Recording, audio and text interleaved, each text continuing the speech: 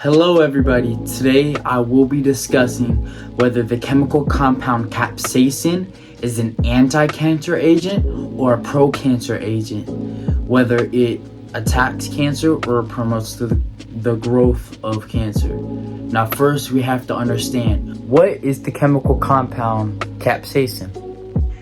Capsaicin is the chemical compound that is abundantly found in hot chili peppers.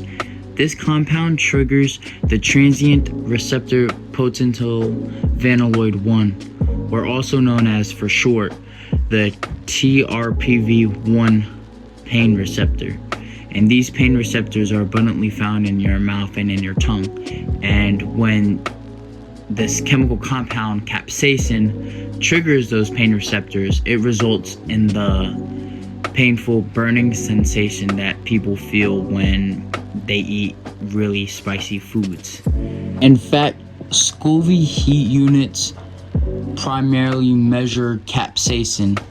So essentially, the more capsaicin a chili pepper has, the hotter it is.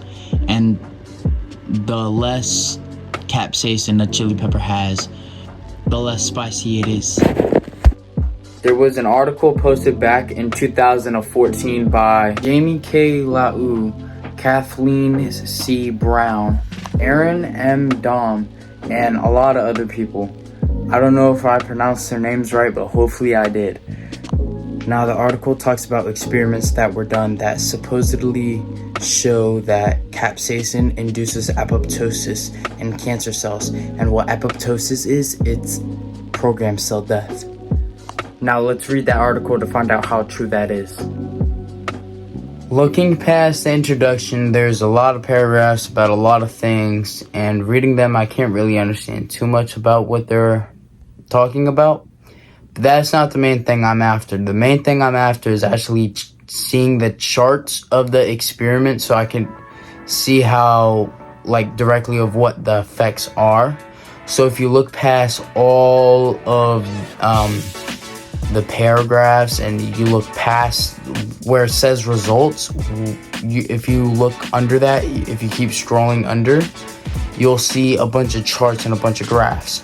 That's where I'm at. So the first chart I'm going to be talking about is the very first chart that shows up when you scroll down. The chart has the letter A above it, showing that it's figure A. And I'll even circle the whole chart so you know what chart I'm talking about. So looking at this bar graph, you got the bottom line, which is just labeling different measurements of capsaicin. And capsaicin is the chemical in chili peppers. It's labeling all the different measurements in of capsaicin, and the vertical line, or the leftmost line, is labeled fold increase of caspase-3 activity. What is caspase-3? Caspase-3 is an executioner enzyme that its purpose is for apoptosis. And that's pretty much most caspase is just used for apoptosis, cell apoptosis. Apoptosis is programmed cell death. So caspase-3, the more activity that you have with caspase, the more apoptosis or programmed cell death is going on, because that's pretty much the only time that caspase is active. So for small cell lung cancer or any cancer cells, we want more caspase activity. We want a lot of caspase activity because that means a lot of programmed cell death is going on, and we want that in cancer cells. So looking at the measurements of capsaicin, not much changes from the control up until you hit 50 Once you hit 50 of capsaicin, it looks like in this graph that it's between 2.5 and 3% fold increase. So that means it's with 50 of capsaicin, there is between 2.5 and 3 times as much capsase-3 activity in small cell lung cancer cells. So that's really good. And that remains with 75 capsaicin and 100 capsaicin. Now what really intrigued me was that On the bottom line where it labels all the different measurements of capsaicin, at the very end, the last measurement after 100 UM capsaicin, it says 10 UM cisplatin. And the 10 UM cisplatin, that bar has the highest level of fold increase caspase 3 activity. It has between 4 and 4.5 fold increase caspase 3 activity. That's a lot. It's almost twice as much as the capsaicin. What is cisplatin anyway? Cisplatin is a chemical that is used in some chemotherapies, and it cross-links DNA, preventing the cell from reproducing, and then that activates apoptosis.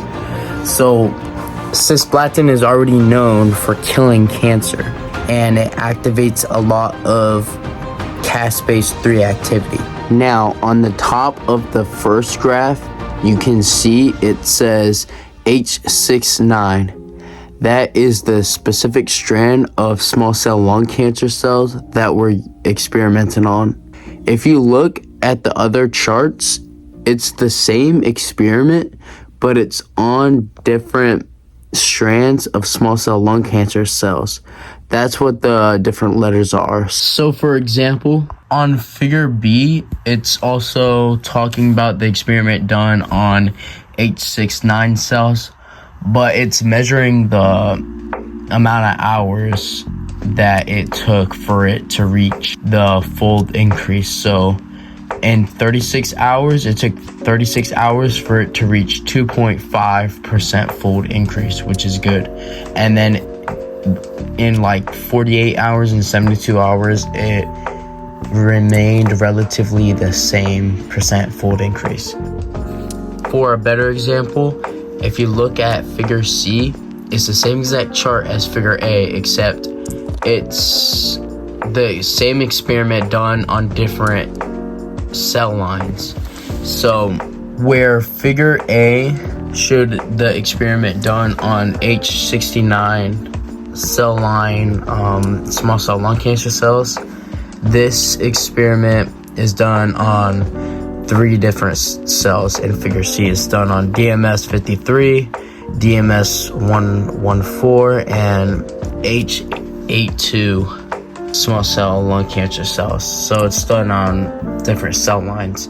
And DMS53 is characterized by the white bar line, and DMS114 is characterized by the black bar line, and H82 is characterized by the striped bar line. This is actually really interesting because this experiment had different results from figure A. And 50 UM of capsaicin resulted in 2.5% fold increase of caspase 3 cells, which that is like the experiment in figure A, but the part that was different was that 10 UM of cisplatin, instead of resulting in between 4 and 4.5% fold increase, it resulted in 2% fold increase of caspase 3 activity. So that is interesting how that happens.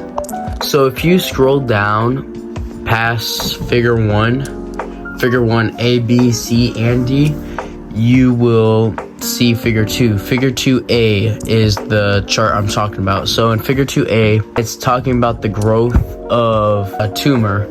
A growth of a tumor treated with capsaicin and not treated with capsaicin. So the control, aka the tumor without capsaicin, grows a lot more than the tumor treated with capsaicin. On the bottom, it's labeled days, and in 42 days, the control, the tumor grows to 1,000 millimeters with the control. And in 42 days, the tumor treated with capsaicin only grows up to 200 millimeters. So this right here shows the growth inhibiting effects of capsaicin. Now there are a few more figures part of this article, but if I were to spend this whole video talking about every figure there is or every individual experiment that was done, it will take me all day. These are just a few examples of experiments that were done that show that capsaicin is very good for fighting cancer. Now that I have went through all of that and a bunch of evidence that capsaicin can basically be used as an anti-cancer agent, I will drop the link for that article if you do want to read the experiments for yourself. But now that I have went through what I have found, that capsaicin could be good to fight against cancer, now I gotta find evidence that capsaicin could promote cancer growth. Now, I did do a lot of research on this website that did have experiments that did show that capsaicin promoted cell growth and prostate cancer. The only problem with this is that I can no longer access the website anymore. It says that I need to pay to access the full PDF, so I can't actually show you guys the experiments. And since I can't show you guys the experiments, technically you don't have proof, so I can't share with you all the research that I've done. So I just have to find a different website and research off of that. I will drop the link to this website that I couldn't access anymore, and hopefully you guys can access it, and if you can, then you can read the experiments for yourself. After searching for a while, I did find a website labeled Effects of Capsaicin on Gastrointestinal Cancers. This article was posted in December of 2020, and it's written by various people from the looks of it. So going through this, the experiments are written down on tables, and I think there's 2 tables in this article. There might be more, but the tables are organized like this. There's 5 sections in the table. The first section is cancer type, so it says the type of cancer that was experimented on. Section 2 says the dose of capsaicin that was applied to that cancer and how long it was applied for. Section 3 says the effects of what that capsaicin did to the cancer, or the effects that the cancer had after it was exposed to a lot of capsaicin. Section 4 talks about the experiment models, the model of the experiment, and section number 5 just talks about references where it was referenced in the article, like where the article talks about it. So on the very first table that we're looking at here, it's the effects of 60 capsaicin for 24 hours being applied for 24 hours, and it's marking the effects on esophageal squamous cell carcinoma, which is a type of cancer. And the effects from 60 of capsaicin given over the course of 24 hours is glycolysis inhibition, which that basically inhibits the metabolism of glucose in cancer cells, or that specific cancer. So it basically starves the cancer, which is a great thing. Now, another experiment was done with the same exact type of cancer. Instead of 60 capsaicin given over the course of 24 hours, it was 50 of capsaicin given over the course of 24 hours. And the results of that was that it showed that the capsaicin inhibited MMP9 activation.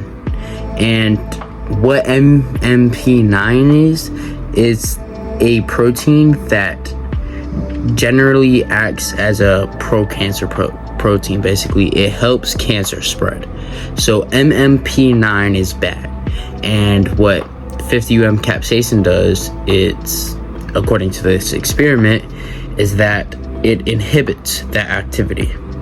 Okay, I'm not even gonna read from the rest of table 1 because from the looks of it, all of table 1 all the results of the experiment are either increasing apoptosis in cancer cells, which is programmed cell death, or inhibiting cell proliferation, which is the spread of cancer cells. So it's all good stuff. So I'm going to see if I can find some stuff in table 2 that show that capsaicin is bad.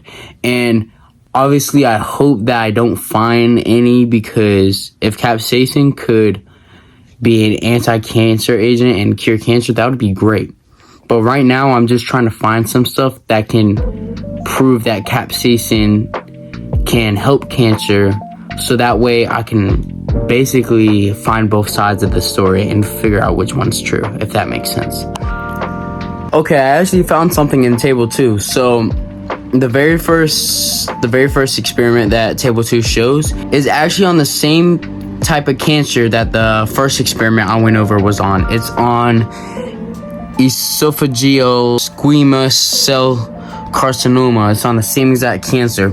But the funny part is that it's a whole different effect. So instead of using 50 to 60 of capsaicin, they used 15 of capsaicin.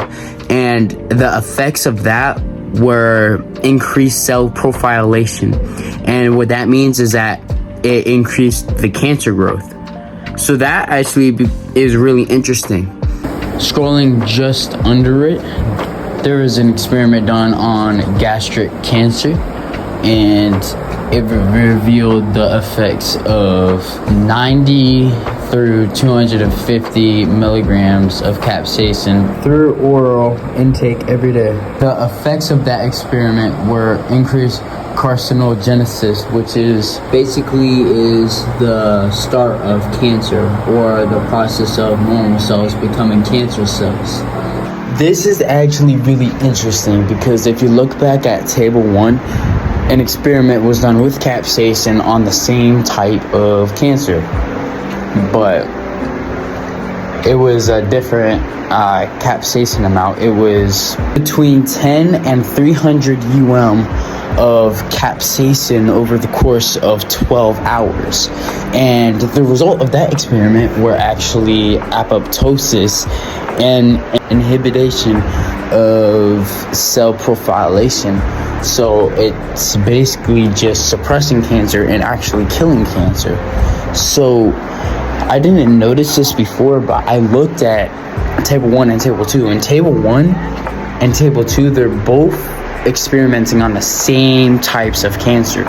The only difference is that they're changing like the capsaicin amount that is given, and it actually changes the effects of what happens. And so table 1 shows all positive effects of killing cancer, and table 2 shows that all the negative effects of capsaicin and how cancer is increasing and spreading. So the thing that's different is the capsaicin amount that is given. And another thing that's different is the experimental model. So for example, if you look at the second experiment on table 2 that was done on gastric cancer, it was done on dolly rats. Now, if you scroll back up to table 1, the second experiment that was done on gastric cancer, it was done on human cancer cells. It's really hard to see what factor changed the outcome of the experiment, and like I said, I will send the link so you can see this for yourself. And if you guys see something that I've missed, or if you looked at the website and saw something that I should have talked about but I didn't, go ahead and let me know. Just comment about it, okay? Thank you. So to answer the question, does capsaicin act as an anti-cancer agent or a pro-cancer agent? And the answer is the answer I hate giving the most. It depends. It really does depend. Now, looking at the research that show that capsaicin promotes cancer growth.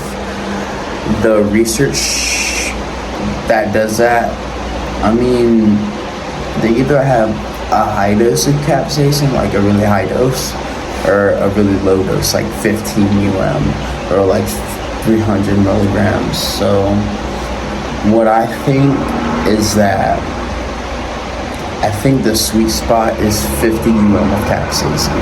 I think around, and that's what most research shows, that capsaicin at 50 has the best effects. So I think 50 of capsaicin is the sweet spot, and I think that is going to be the best bet for handling cancer and hopefully getting rid of it. Now, I really hope you guys enjoyed that video, and if you want more content like this, like me talking about medicine, then please let me know. And if you have any topics related to this, or any topics at all that you want me to talk about, please comment so I can see it and I may make a video about it. And if you have any questions as well about what I just talked about, please comment and let me know. Y'all have a great rest of your day. Stay safe and God bless.